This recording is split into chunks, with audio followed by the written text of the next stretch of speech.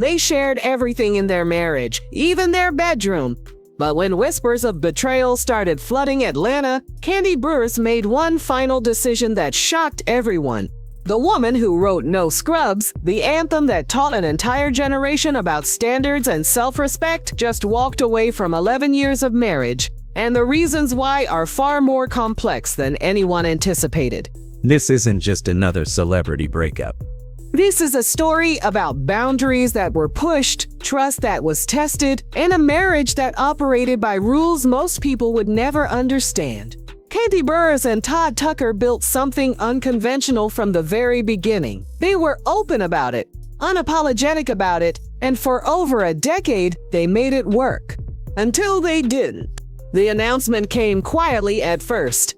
Kandi Burruss, Grammy Award-winning songwriter, former member of the legendary girl group Xscape, and longtime star of The Real Housewives of Atlanta, confirmed to People magazine that she had filed for divorce from her husband of 11 years, Todd Tucker. The statement was measured, careful, almost rehearsed. She spoke about protecting her peace, focusing on being the best mother she could be, and maintaining a respectful co-parenting relationship.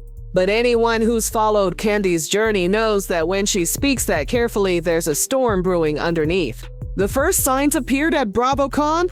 Kandi showed up alone, no husband by her side, and more tellingly, no ring on her finger.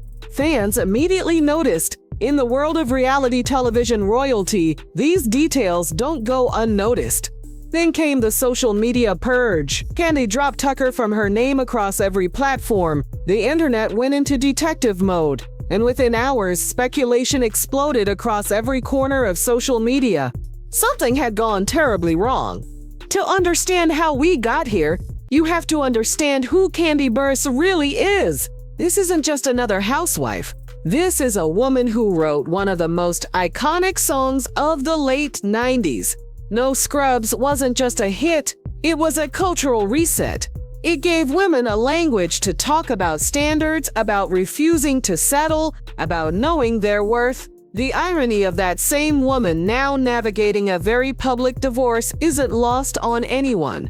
Kandi built an empire. Beyond her music career with Xscape, she became a businesswoman with multiple revenue streams, restaurants, bedroom product lines, television production deals. She's estimated to be worth millions, and she earned every dollar of it. When she joined the Real Housewives of Atlanta, she brought legitimacy to the franchise. She wasn't just rich from a husband or family money, she was self-made, and everyone knew it.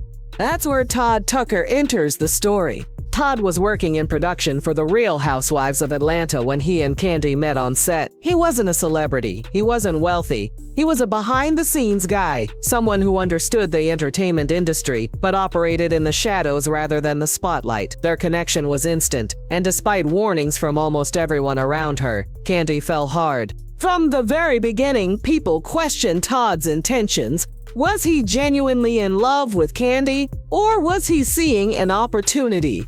The whispers started immediately. He's after her money. He's looking for a come-up.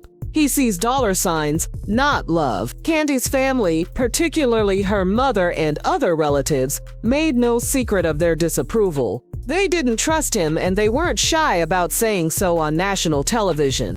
But Kandi didn't care. She wanted him, and she was going to have him. In a resurfaced clip that's now going viral again, Kandi and Todd talk about how their relationship started. Todd admits he wasn't even thinking about marriage when they first got together. He thought she was cool, someone fun to be around, but marriage wasn't on his radar. Then Kandi gave him an ultimatum: make a decision or move on. And Todd, in his own words, found that attractive. He liked that she knew what she wanted. So they got married, and for 11 years they built a life together that most people couldn't understand. Because Kandi and Todd didn't have a traditional marriage, they were open about that from the start. They talked publicly, repeatedly, about bringing other people into their intimate life. Threesomes weren't just something they experimented with once. This was an ongoing part of their relationship dynamic, something they both participated in and apparently enjoyed. In one particularly revealing moment, Kandi confirmed that they had engaged in these arrangements as recently as 6 months before the interview. This wasn't ancient history. This was their current reality. They had a girlfriend, someone they both apparently shared, someone who existed within the bounds of their marriage by their mutual agreement. For a while, it seemed to work. They talked about it openly, defended it publicly, and presented a united front. This was their choice, their relationship, their rules. And if other people didn't understand it, that wasn't their problem. But here's the thing about unconventional arrangements. They require an extraordinary level of communication, trust, and boundary setting. And when those boundaries get blurred or crossed, the fallout can be catastrophic. That's when the rumors started. Once Kandi announced the divorce, Atlanta's social scene erupted with gossip. People who had been holding their tongues suddenly felt free to talk, and what they had to say painted a very different picture than the one Kandi and Todd had been presenting to the public. Multiple sources claimed that Todd had been seen around Atlanta with several different women, not the agreed-upon girlfriend that was supposedly part of their arrangement. Different women, new women, women that Kandi allegedly had no knowledge of. He was spotted on what looked like dates, in public places, acting very much like a single man. And this was happening even before the divorce announcement. The implication was clear. If they had an arrangement that allowed for other people in their intimate life, that arrangement apparently had rules, and Todd had broken them. There's a massive difference between a mutually agreed-upon open situation and straight-up infidelity. The former requires consent from all parties. The latter is betrayal, plain and simple. In another resurfaced clip that's now being analyzed frame by frame, Kandi and Todd are asked about boundaries. If they broke up, would it be okay for Todd to be with one of Kandi's friends? Kandi's response is immediate and definitive. Hell no, that would absolutely be crossing a line. That would be cheating, even if they weren't together anymore. Todd's response in that same clip is equally telling. He jokes about smashing all her friends if they were single, knocking them all down. At the time, it probably seemed like playful banter. Looking back now, it feels like a confession hiding in plain sight. Then came the allegations about someone specific. Rumors started circulating that Todd had gotten too close to someone on his staff, someone in his immediate circle, someone who was around the couple regularly. If true, that would be a violation of an entirely different magnitude. That's not just breaking the rules of an arrangement. That's bringing betrayal directly into your shared space, into your daily life. People started dissecting every public appearance, every social media post, every interview. They were looking for clues they had missed. Had the signs been there all along? Were there moments where Kandi looked uncomfortable, where Todd seemed distant, where the cracks were visible if you knew where to look? And they found them. In one clip, Kandi and Todd are discussing their social lives. Kandi points out that Todd has become close with all of her friends because he's always around her and her circle. But Todd doesn't maintain his own friendships the same way. He's essentially absorbed into her world. Todd acknowledges this but frames it differently. He suggests maybe he needs to take a break from hibernation and reconnect with his own friends. Kandi's response reveals the tension. There's a defensiveness there, a suggestion that him wanting his own space is somehow a problem. And Todd fires back, pointing out that she doesn't listen when he brings these things up. That exchange reveals something critical. Beneath the surface of their public image, there were real issues about autonomy, about space, about identity within the relationship. Todd felt suffocated. Kandi felt like maintaining control was necessary, and neither of them was fully hearing what the other needed. This is where the story gets complicated, because it's no longer just about alleged infidelity. It's about the fundamental dynamics of their relationship. It's about power, control, independence, and what happens when two people want different things but keep trying to force the same outcome. Todd wasn't just a husband in this relationship. In many ways, he was absorbed into Kandi's empire. Her friends became his friends. Her world became his world. Her fame overshadowed his identity. And while that might have seemed fine at first, over 11 years, that can start to feel like you're disappearing. Men need autonomy just like women do. They need to feel like they have their own identity, their own space, their own purpose beyond being someone's husband. And when they don't get that, when they feel like they can't breathe, they're going to find a way to take it back. Unfortunately, the way they choose to do that is often destructive. If Todd did step outside the boundaries of their arrangement, that's not justified, but it might be explained by a man who felt like he was losing himself and made terrible decisions trying to find himself again. Then there's the money. In another resurfaced clip, Kandi and Todd are having a conversation about divorce and finances. The discussion centers on whether men should be entitled to half of a woman's assets in a divorce. Kandi's position is clear. She doesn't think it's right for men to try to take half of what a woman has earned. She believes a man should always be able to handle his own financially. But then the conversation takes an interesting turn. Someone asks the obvious follow-up question. What if the woman gained her wealth while the man was with her, supporting her, nurturing her, giving her ideas, being part of her progression? Doesn't he deserve something for that contribution? That question hangs in the air, and Kandi's discomfort is visible. Here's where the double standard becomes obvious.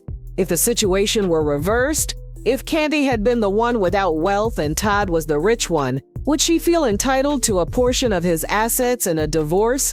Most likely, yes. She would argue that she supported him, that she was there during his journey, that she contributed to his success even if her name wasn't on the business documents.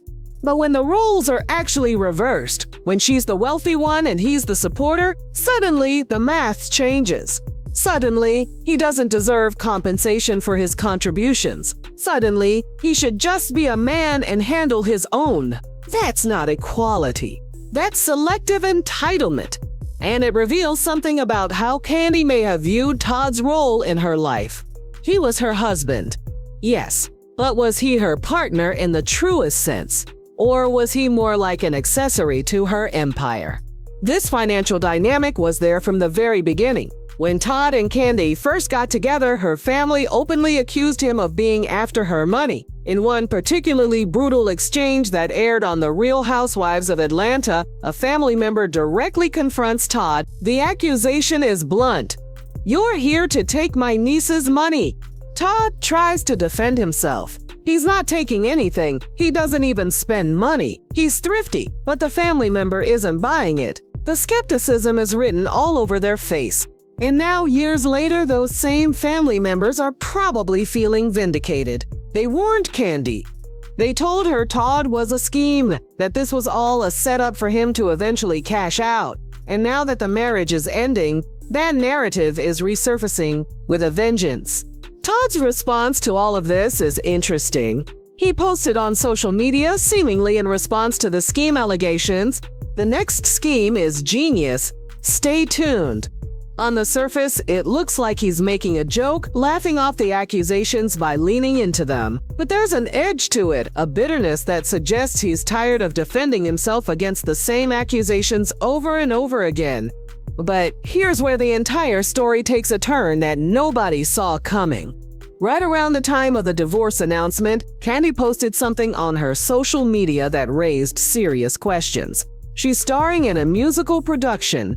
The show is called And Juliet, and the tagline on the promotional poster is impossible to ignore. There's life after Romeo.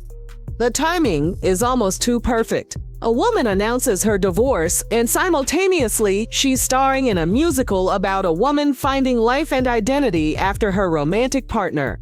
That's either the most coincidental timing in the world, or it's deliberate messaging. Some people think this entire thing is a publicity stunt. The divorce announcement, the resurfaced clips, the social media drama, all of it carefully orchestrated to generate buzz for Kandi's new project. In the world of reality television and entertainment, that wouldn't be unprecedented. Drama sells. Controversy generates attention, and attention translates to ticket sales, viewership, and revenue. Todd's post about the next scheme being genius suddenly takes on a different meaning. What if the scheme isn't him trying to take her money? What if the scheme is both of them working together to create maximum publicity around a strategic announcement? But here's the problem with that theory. If this is fake, if this is just for publicity, someone forgot to tell the streets of Atlanta. because the stories about Todd being seen with other women aren't coming from official sources. They're coming from random people, from social media users, from folks who claim they saw him in restaurants and clubs with women who definitely weren't Kandi. That's not the kind of detail you can easily fabricate for a publicity stunt. Plus, there's the legal reality. Kandi confirmed to People magazine that she filed for divorce. That's not a social media rumor. That's an official statement to a legitimate publication. If she filed actual divorce papers, this isn't a stunt. This is real. So where does that leave us? The truth is probably somewhere in the complicated middle. Was there infidelity? Most likely, yes. The rumors are too consistent, too detailed, and coming from too many directions to be completely fabricated. Did Todd step outside the boundaries of whatever arrangement they had? It certainly appears that way. But was that the only reason? Probably not. This marriage was struggling under the weight of multiple issues. There was the autonomy problem, with Todd feeling absorbed into Kandi's world and losing his own identity. There was the financial dynamic, with Kandi holding the power and Todd always being viewed as the one who had less. There was family interference from day one, with Kandi's relatives never fully accepting Todd and always waiting for him to prove their suspicions right. And then there was the unconventional arrangement itself. Bringing other people into your intimate life requires a level of security, communication, and trust that most people can't maintain long-term. It's not impossible, but it's incredibly difficult. And when other stressors are already present in the relationship, adding that complexity can become the thing that finally breaks everything apart. There's also the pattern that keeps showing up when you look at Kandi's romantic history. She's the one who pushes for commitment. She gave Todd the ultimatum that led to their marriage, but she's also the one who pulls the plug. She's the one filing for divorce. That suggests someone who knows what they want in the moment but struggles with long-term satisfaction. Or perhaps someone who builds up an ideal in their mind and then becomes disillusioned when reality doesn't match. Women initiate the majority of divorces in this country. That's a statistical fact.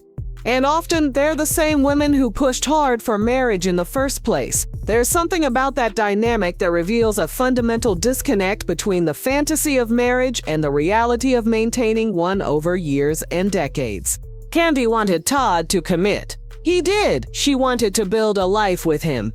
They did. She wanted unconventional freedom within the relationship. They created that. But somewhere along the way, the thing she built stopped being the thing she wanted. And now it's over. Todd has remained largely silent through all of this. Apart from his cryptic social media post, he hasn't given interviews, hasn't made statements, hasn't tried to defend himself or control the narrative. That silence is telling in its own way. He's either taking the high road or he's preparing for a legal battle where anything he says publicly could be used against him.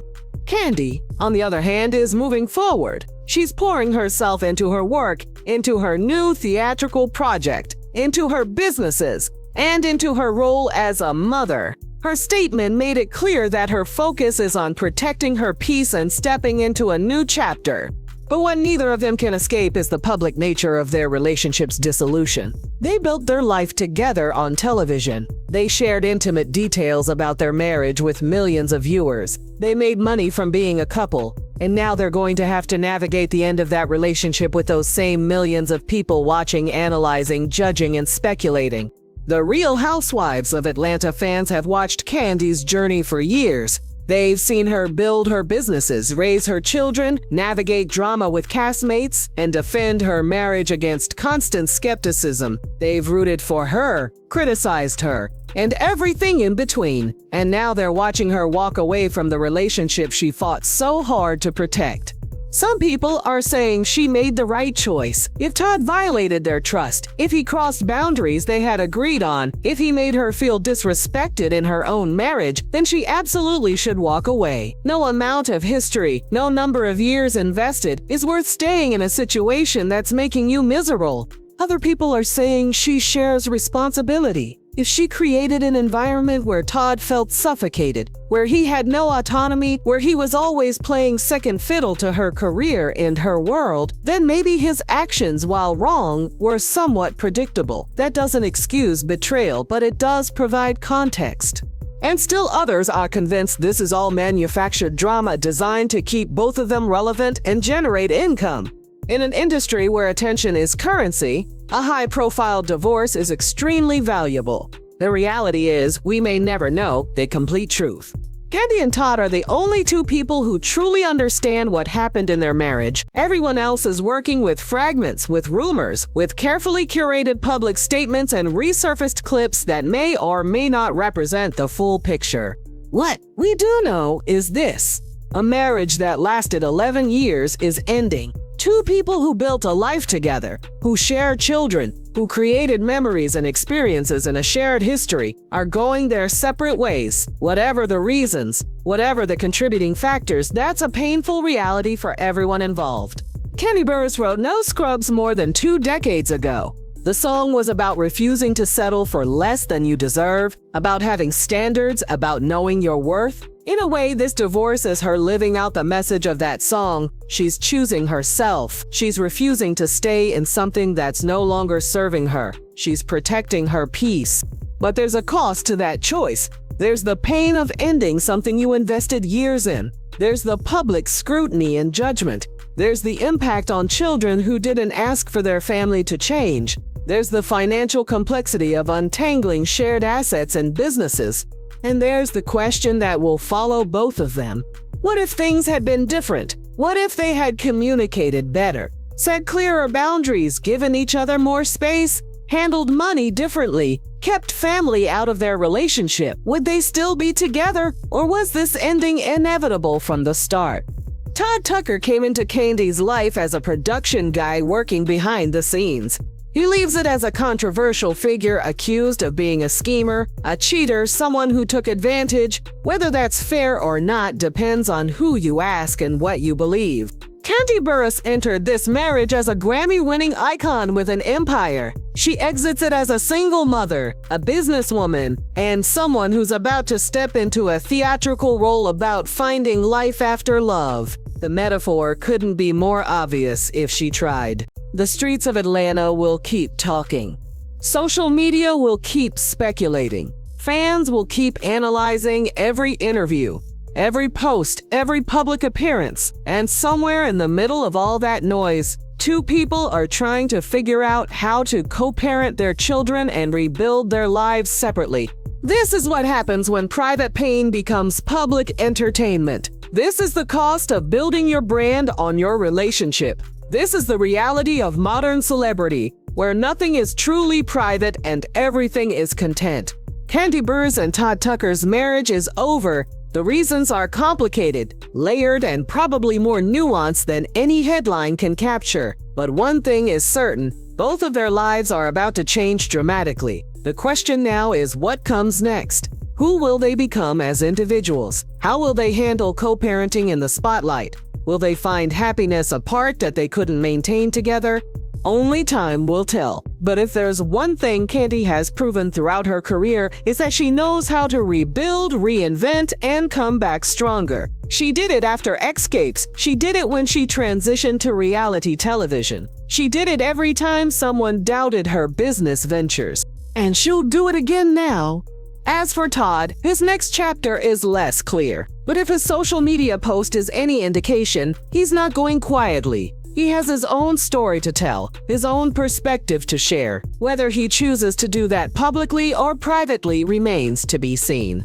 What's undeniable is that this story has captured attention because it touches on universal themes: trust and betrayal, power and autonomy, unconventional choices, and their consequences.